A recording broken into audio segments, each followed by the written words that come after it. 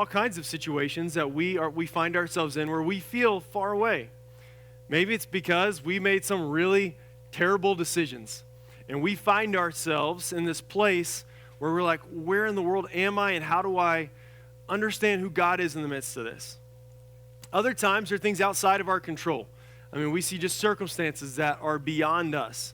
I think I've shared this story before, but man, we have some sweet friends of ours who lost everything in Hurricane Katrina in New Orleans. They lost their house, they lost wedding dress for photos, all kinds of stuff.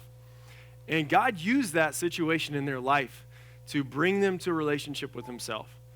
And so even exile, as hard and as terrible as it may be, God can use that. In fact, he likes using situations like that. I bet if I were to ask you, like, how many of you guys came to God when everything was going well?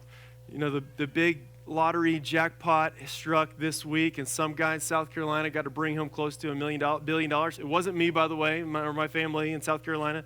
But you think about, like, what would it be like if you won that much money? And everybody's like, man, that would be so great. All my problems in life will be over. I could pay off my house. I could take care of this bill, or deal with all these other issues, and then life would be good. But the truth is, if you look at some of those guys, I was reading about one of these lottery winners, and he won, and he actually wound up like his life is in shambles. I mean, in shambles. Money did not solve his problems, it only multiplied them. And so God can use exile. And this morning, I hope we kind of have a good understanding of what exile looks like. Now, you may be in exile now, and if you're not now, you may be in the future. And when you're going through these periods of exile, how can you turn to God in the midst of those times? We're talking about David. David just went through in 2 Samuel chapter 15 a terrible betrayal by his own son. His son realizes the injustice that doesn't happen because David does not punish one of his sons for this terrible, terrible crime in the land. David doesn't do that, and instead, Absalom takes justice into his own hands, and he takes Amnon out. Arguably, reading that text, you think, man, I'm glad somebody stood up and did something for this injustice. But then that one thing goes to Absalom's head, and he starts thinking of himself as the judge in the land, the man with all this wisdom and all these abilities to make these great decisions. And he doesn't. We'll come to find out today. And David is now on the run in his own kingdom with his own son turned against him. For the first time in David's career as king, we see him at a point of rock bottom. I mean, guess when he was anointed king, he was on the run from Saul. He's at a point now where this is a result of his sin, consequences of the sin with Bathsheba and killing of Uriah and several other of the men. But let's talk about this morning. 2 Samuel 16, let's read in verse 1. When David had passed a little beyond the summit, Ziba, the servant of Mephibosheth, met him with a couple of donkeys saddled, bearing 200 loaves of bread, 100 bunches of raisin, 100 summer fruits, and a skin of wine. And the king said to Ziba, "Why have you brought these?" Ziba answered, "The donkeys are for the king's household to ride on, the bread and summer fruit for the young men to eat, and the wine for those who faint in the wilderness to drink."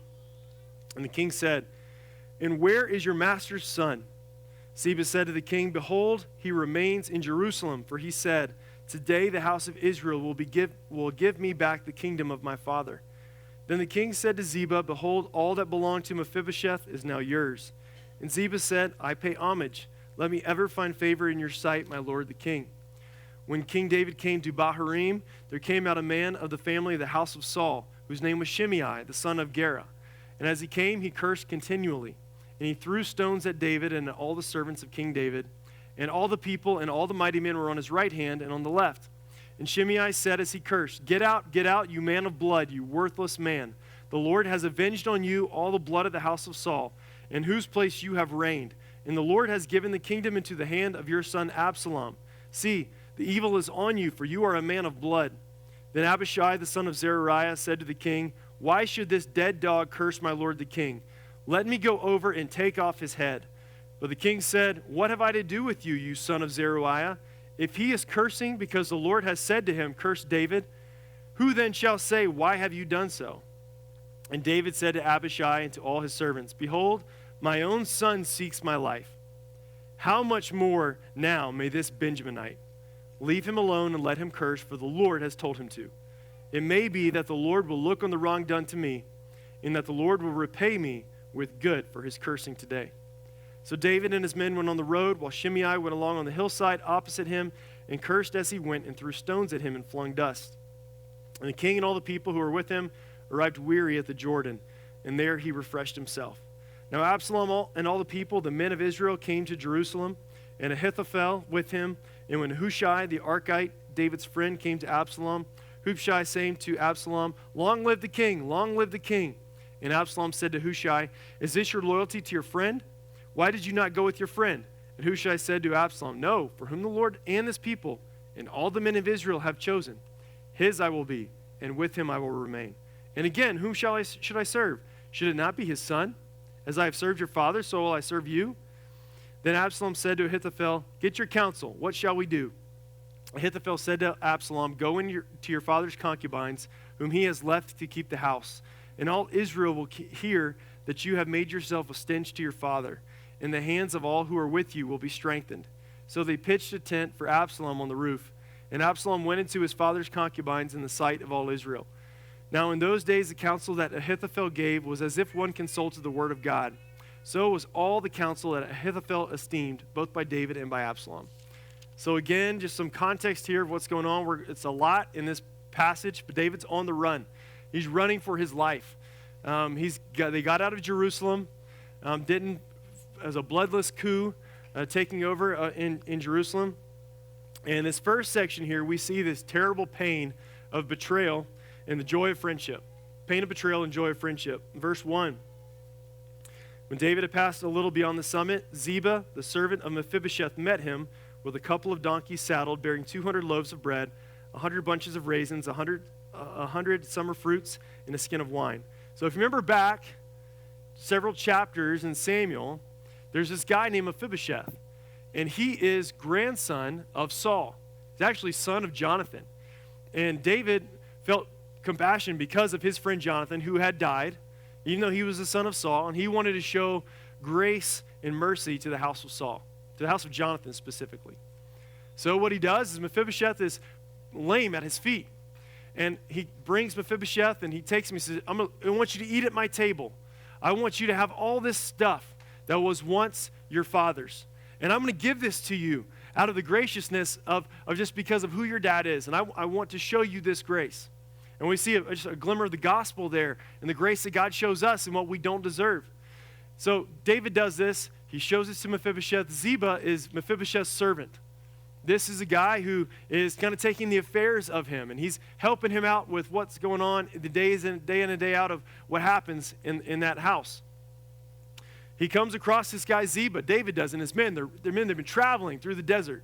And he comes across Ziba.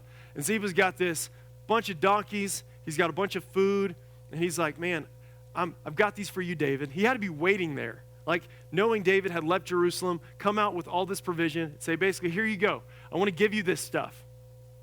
David, naturally, is a little skeptical, right? I mean, the nation of Israel has just formed a coup and put his son, who's now sitting in his seat. And he says in verse 2, "Why have you brought these?" Ziba answered, "The donkeys are for the king's household to ride on, the bread and summer fruit for the young men to eat, and the wine for those who faint in the wilderness to drink."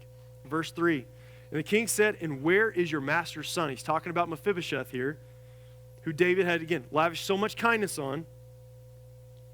Verse 3, he says, Ziba said to the king, "Behold, he remains in Jerusalem, for he said, 'Today the house of Israel will give me back the kingdom of my father.'" Can you imagine just those words of betrayal that come through? Like, you just showed all this love to this guy, and he's waiting in Jerusalem to get back more because he thinks Absalom now is going to all of a sudden just turn over some land to him, some more stuff, or make him a higher position in the land. I mean, he's already eating at the king's table with David.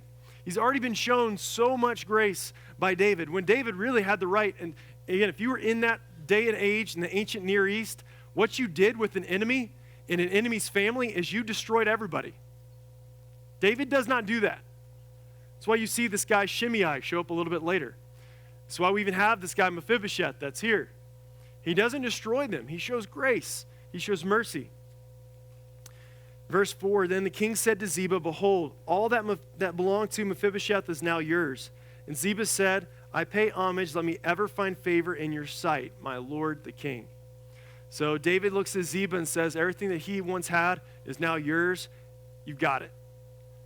You just imagine that for a second, just that pain of betrayal. You were at your lowest of lows. You were on the run from your own son.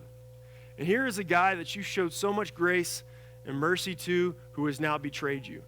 I think one of the stings of being in exile are those people that you thought were your friends and people that you truly cared about.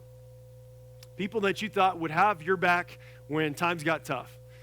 And if you really want to know who your real friends are, it's what happens when times are not as good.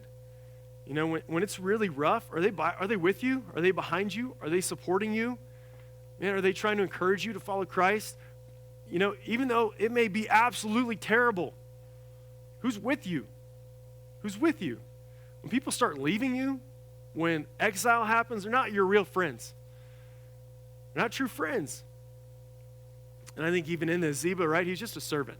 You know, he's just a servant of the house of Mephibosheth, and here he is coming after David. There was nothing in it for him. You think like the bandwagon stuff that happens like every year, every football season, every baseball season. Like how many people are Boston Red Sox fans right now? Right? Like, oh yeah, we're Red Sox fans. We've been Red Sox fans for a week. Is that right? A week? Okay, yeah, a week. We're ready. Let's go. Because that's what happens. We are as people. We like to pull for the winning team. If you really are fans of your team, you know, you'll pull through them. I mean, even when like it's bad. And nobody else, like you're embarrassed, you're afraid. Hey, we're not going to go there today. You're embarrassed, right? And it's like, I don't care. It's my team. I'm with my team. Ziba, his loyalty towards David is shown here. And I think the loyalty of those who truly love us, who truly care about us, will be with us even when times are difficult. When you're in exile, who's with you? Who's with you? Now, again, I think, sometimes we don't always recognize the people who are with us. Ziba's just a servant. And sometimes we go, man, nobody's with me. We have the whole Eeyore complex. Man, this life is terrible. You know, like all these people have turned away from me. But who's with you? Who's providing you donkeys and food to provide for yourself and take care of your family? Maybe not actually donkeys and food. I don't know if we do that anymore. But who's with you? Who's like providing what they can to help you? Or being just that friend that's like, man, I'm gonna walk alongside you. I don't know how I can help, but I'm gonna try. Those are real friends. That's what we're looking for. That's what the body of Christ should be and what we should be about. The pain of betrayal and joy of friendship. Man, it stings so bad when those people who we care about, we've shown, man, so much grace and mercy to, just turn their back on you. And that will happen because people are sinners and people have all kinds of flaws and all kinds of faults. But who's with you? The second thing we see here is that we need to trust God to defend our character. Look in verse 5. King David came to Bahurim. There came out a man of the family of the house of Saul whose name was Shimei, the son of Gera. And as he came, he cursed continually. So David's walking along. There's men that go along, and here comes this guy Shimei. He's the house of Saul, so he's some relation, maybe some distant cousin or uncle or whatever. And he's out, and he's just walking alongside of him, just cursing at him as they're walking along. Just provide him some company, you know, as they walk down through the desert, cursing at David and his men. And as he's doing that, he's yelling at him, throwing all kind of insults. Get out, you man of blood, you worthless man. Now, who's next to David at this point? His mighty men. Now, these are not ordinary guys. These are like the superheroes of the Old Testament. I mean, they would do incredible feats, incredible things that go all kinds of crazy stuff. These are the guys that are with David right now. So it's like, can you imagine like if you were just walking up to a group of like 20 UFC fighters and you just started like insulting them? Like you started throwing rocks at them, you idiot, you're terrible. Like it's not a smart thing to do. Like you don't want to do that because that guy one of those guys, if not all those guys, will just take you out just like that. This is what's going on. Shimei is cursing them. He's throwing rocks at them. And Abishai, one of these guys in verse 9, he says, why should this dead dog curse my lord the king? Again, he's getting that rage bent up inside him. He's ready to go.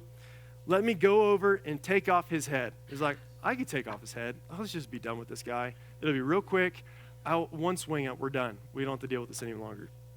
But here's what David said. I think this is really interesting because it shows his heart throughout this story. What have I to do with you, you sons of Zeruiah? If he is cursing because the Lord has said to him, curse David, who then shall say, why have you done so? So instead of taking this guy out, which just wasn't as simple, there was not a bit of fear in any of these men as they were running across this guy who was throwing rocks at them and cursing him. But David has a very interesting response in regards to this. He goes, wait a second. If God is telling him to do this, who am I to stand in his way? Now, for one of the first times in the last 5-6 chapters, we kind of get that bit of humility that comes back to David. That the David we grew to know and love in 1 Samuel, who's ready to take on anything that goes in front of him. He's ready to follow God into the unknown, right? And then we have this last David, who's kind of made some terrible decisions and mistakes, and he's not taking on justice like he should. Now we see this David come back out. And this is a humble David. This is a David who realizes who's really in control. It's not David, it's God. Who's given him that power? It's God. Who's given his men this ability to fight? It's God. Who's given them the kingship? It's God. All of this is God. And now David is realizing that God is sovereign even over his exile. When we go through exile, who do we blame for that? Because I bet if you're going through a situation like that, or you have, there are people on your list that you're blaming for why you're in the situation you're in. And the truth is, man, we all do it. It's just human nature. We like to have somebody to point the finger at because it makes it easier to go through difficulty when we got someone to point our fingers at. And David's like, no, God is sovereign over this. He has put this up in my life. And you know what? If this is his punishment, I'm going to embrace it. I'm going to take it.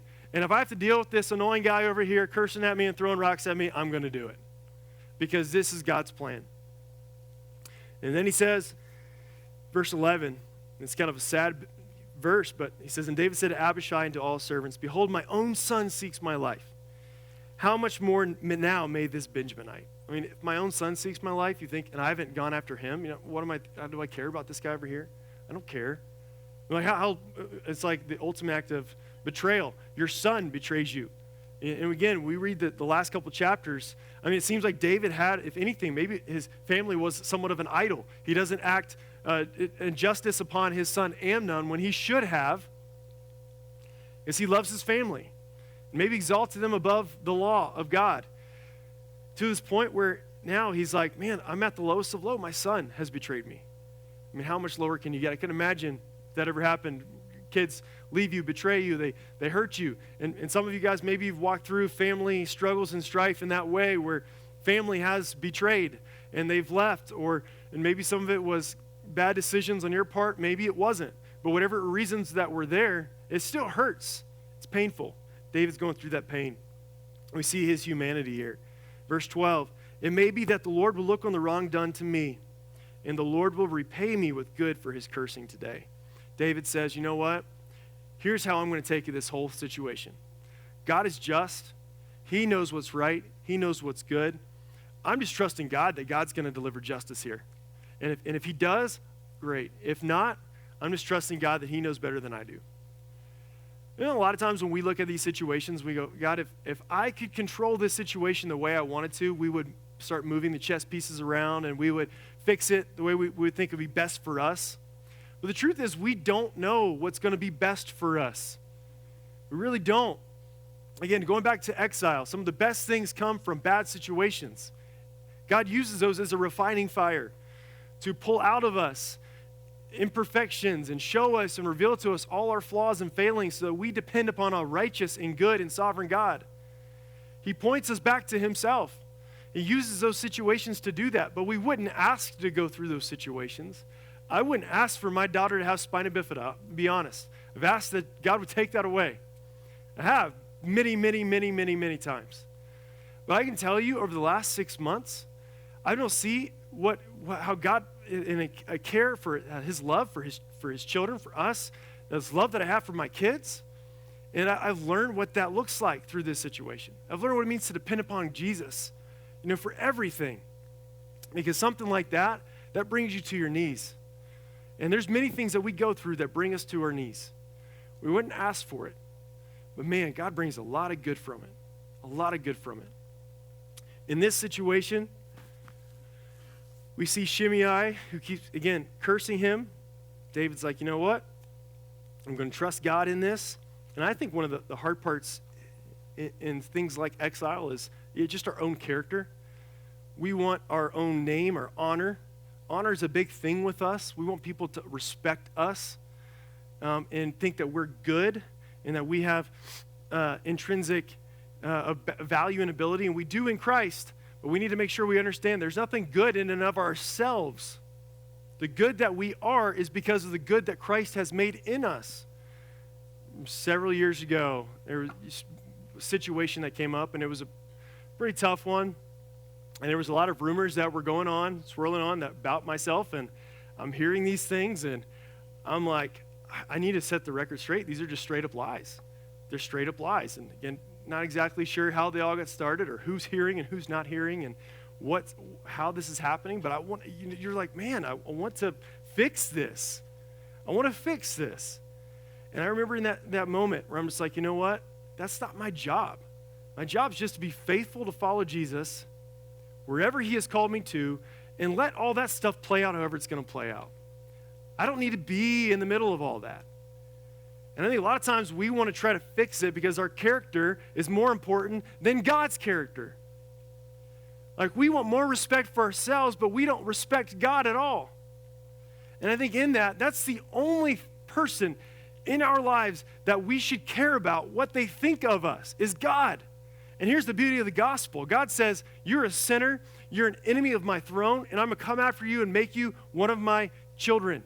I'm going to redeem you and restore you, and that's who you are. That's your identity. You're not this other stuff any longer. This is who we are. We look up to this piece that God has made us, and God has given us this new identity. So we respect and fear God. We don't respect and fear man. And some of the dumb decisions we make come from a inappropriate fear of man. We're like, what do they think? Well, I better do this, and we kind of mistake guilt. The guilt to maybe follow Jesus with what other people think in that sense. We're like, man, it doesn't really matter. We shouldn't care what other people think, but we do. I mean, I do it all the time. And it's just human nature. We care what people think of us. We want to have that honor and name to be known and to not even necessarily for selfish motives or reasons, but just be liked. Man, we got to trust God to defend our character. If you are his in your throne, his throne, you belong to him, you're one of his kids, man, that's all that matters. Now, that's easier said than done. It's easy to go, yep, God, we've given this over to you. I'm done with it. Truth is, it's a lot harder than that. But we should be before him, trying to give that up to him. It's an idol we have to take down. Thirdly, selfish ambition leads to poor decision-making. Verse 15, now Absalom and all the people, the men of Israel, came to Jerusalem, and Ahithophel with him. Verse 16, and when Hushai the Archite, David's friend, came to Absalom, Hushai said to Absalom, long live the king, long live the king. So a couple things. We're going to talk about Ahithophel in a second, who this guy is. But one of the things we know about Ahithophel is that he was actually one of David's counselors. So if you look back, I think in 2 Samuel 15, I think it's in verse 31. And it was told David, Ahithophel is among the conspirators with Absalom. And David said, O Lord, please turn the counsel of Ahithophel into foolishness. This was a guy that David looked up to, a guy that David would bring counsel before. And Ahithophel is now with Absalom and giving him counsel and him advice. 16, we see this guy, Hushai the Archite, David's friend. Absalom knows this is David's friend. And again, it seems like, I read this, as Hushai is kind of playing a little coy with Absalom. He says, long live the king, long live the king. Well, which king are we talking about? Then he says in verse 17, Absalom says to Hushai, is this your loyalty to your friend? Is your loyalty basically, are you saying long live the king because you're pointing this back to David? Or are you saying this about me? Well, he says, no, for whom the Lord And this people, it's like he answered no. It's like that wasn't really the answer to the question that was being asked. He answered his own question. Does that make sense? Like he's asking, which is your loyalty to? And he goes, no. You ever had someone like a politician's answer and like, man, like that was good. Like he didn't even answer the question, but that sounded awesome. And I don't even know what he stands. Well, that's good. That's what Hushai does here. For whom the Lord and this people and all the men of Israel have chosen, his I will be, and with him I will remain. So whom the Lord and this people and all the men of Israel have chosen. So he says, this guy that I'm following is God's anointed. This is a theme that's been throughout 1 Samuel and 2 Samuel. The people didn't want a king. The people wanted a king. God didn't want them to have a king, but he said, you know what? I'm going to let you have what you asked for. Here's a king. But I'm going to anoint who that guy is. So in that process, this king, is David. He's been anointed. And what did David do when he was in exile with Saul? He had 2 chances to kill Saul. Did he do it? No, he left him alone. He didn't take his life. Here, Hushai is like, I'm with whoever God has anointed and Israel has chosen. And again, whom shall I serve? Verse 19, should it not be his son? So if it's his son, it's his son. If that's who it is. As I have served your father, so I'll serve you. And again, what is that capacity? What does that mean? Great politician's answer. But then, story gets kind of crazy. Verse 20, then Absalom said to Ahithophel, the counselor, give your counsel, what shall we do? Ahithophel said to Absalom, go into your father's concubines, whom he has left to keep the house. And all Israel will hear that you have made yourself a stench to your father, and the hands of all who are with you will be strengthened. So Ahithophel gives him some very interesting advice. Now, we talked a little bit about this, and I don't want to make a whole big thing out of this as a side, but of course, if you have questions about this, I'd be happy to answer them. In the Old Testament, you had multiple wives. There were many situations where there were many wives for these guys, and a lot of them were kings. David, Solomon. Now, in a lot of these situations, you see terrible things happen as a result of them having multiple wives. Abraham having Hagar, which that even really wasn't his wife. That was just his servant. And so you had all these different situations, and bad stuff came from having all these multiple wives. Solomon, all these different women turned his heart away from God into foreign gods. So, again, that's not what this text is about. I'm putting that out as a side because we come across these things from time to time in the Old Testament just to explain this kind of thing. But for the sake of the story, use and explain, Ahithophel should have known the law of God at the very least would have been not to have somebody else's wife. That was spelled out in the Torah very, very clearly, not to do that. Ahithophel is giving advice to Absalom to do this in order to consolidate power and to show Israel, like David's done, Absalom is an ultimate act of authority over the rest of the nation of Israel. Here he is. Now, who's this guy Ahithophel? This was really interesting. Now, again, we don't know this 100% for certainty, but I just want to kind of show you guys a couple of things here. So, Ahithophel, 2 Samuel 15:31, we see he's his trusted advisor who defected to Absalom. We also see in 2 Samuel 11, verse 3, and David sent and inquired about the woman, and one said, is not this Bathsheba, the daughter of Eliam, the wife of Uriah the Hittite? So we know Bathsheba's father is this guy named Eliam. Now let's go over to 2 Samuel chapter 23, just skipping ahead just a little bit, and look in verse 34. Verse 34 says, Eliphalet, the son of Ahashbai of Maacah, Eliam, the son of Ahithophel of Gilo. So it's very possible, again, we don't have this 100% for certainty because there could be another guy named Ahithophel and another guy named Eliam, but Ahithophel may have been Bathsheba's grandfather. Now just think about that in a moment of irony. What's going on is he's telling Absalom to do this act that sounds so very familiar to what happened to his granddaughter a couple chapters ago. Now you just think like, what terrible advice, but at the same time, he defected to Absalom, and this is the type of advice that he's being given. Now, what kind of hurt is he going through? Has he been? Maybe he's still harboring bitterness against David. Who knows? I mean, there's so many different places this could go. But I think at the very least, it's interesting. It's fascinating from a biblical standpoint. And then he does this in verse 23. Now, in those days, the counsel that Ahithophel gave was as if one consulted the word of God. People acted as though, when they talked to this guy, he was the word of God. So it was all the counsel of Ahithophel esteemed, both by David and by Absalom. And we see Absalom making a terrible, unjust decision. And what did Absalom say about himself in the last chapter?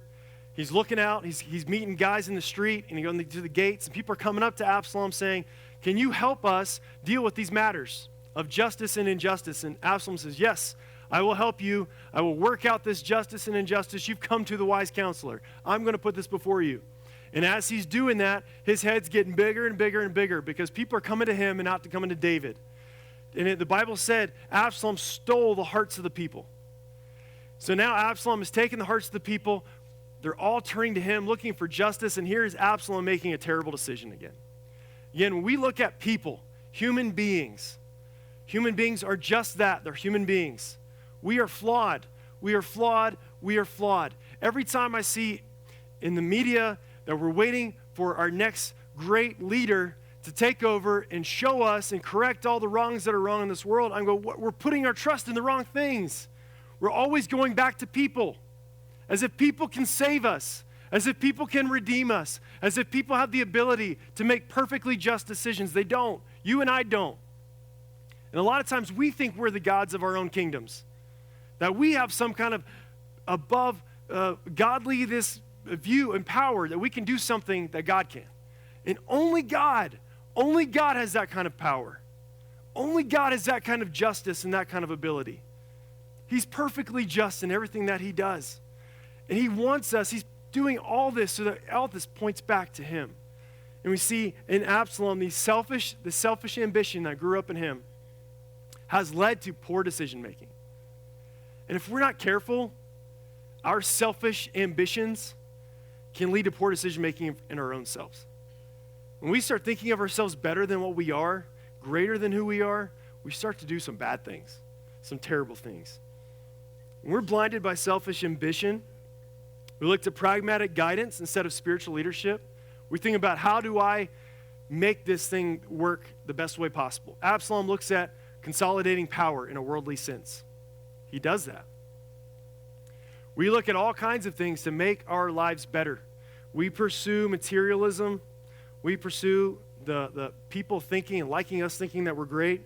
We pursue harmful relationships, power, looking at our family higher than we should. Again, we follow the Lord and we love our families in the midst of what God has done, but our families are not the end-all be-all. That's not the God's eternal best and destination for us. He wants us to love in this context of who God has loved us. Fame, sex, addiction, substance abuse, hobbies, I mean, you name it. All the different things that we have. All the different things that we try to fix are selfish ambition and we point towards. Bad motives lead to poor decisions. Poor decisions lead to poor consequences. So what motivates you? What is your guiding motivation? Today. In the middle of exile, what are you doing? Maybe you're in exile right now. Maybe you're not. But if you're in exile today, man, I'm just going to encourage you. What is your motivation? Is it Jesus and following and pursuing him? Or is it pursuing just the betterment of yourself and some other thing? Who are you following? Who are you serving? I know some of you guys here today, some of you guys may not be followers of Jesus, and you're thinking, man, how do I deal with this? I'm dealing with all this stuff, and I don't know. That first step is just saying, Jesus, I realize that you are everything. I want to pursue you. I want to follow you. I need you to save me out of this mess. He will. And to the Christian today, man, God's just trying to point us back. He's constantly doing that every day of our life. You know what sanctification is? That's God making us more holy. The sanctification process is God just pointing us back to himself. That's really all that is. He says, here I am. Here's how good I am. Here's how great I am. Come back to me. Come back to me. Come back to me. It's the same message throughout the Bible. If it sounds like we're preaching the same things many Sundays, it's because we are. Because the Bible just preaches the same message over and over again because we need to hear it because we forget. Where are you today? Where's your motivation? Where's your goal? Who's your focus? What gets you through the day? Is it God or is it something else? Let's pray.